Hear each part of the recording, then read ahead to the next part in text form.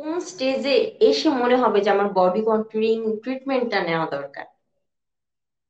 মানে কখন আহ আমি বুঝবো আমার এই ট্রিটমেন্টটা নিতে হবে?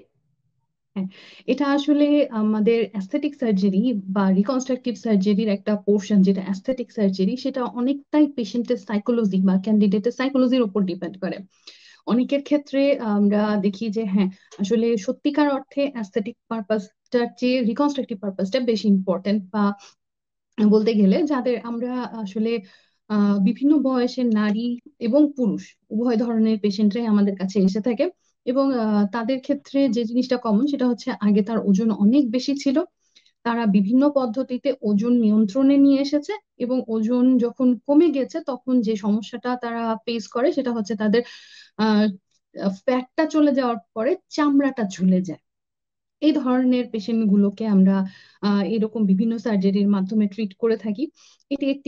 এটা আসলে তখন তাদের জন্য অবশ্যই করণীয়, বা আসলে অবশ্যই করণীয় বলে কিছু না। অ্যাস্থেটিক সার্জারি জিনিসটাই হচ্ছে আপনার সাইকোলজির ওপর। অনেকে এরকম এক্সেস চামড়া নিয়েও অপারেশনে আসেন না।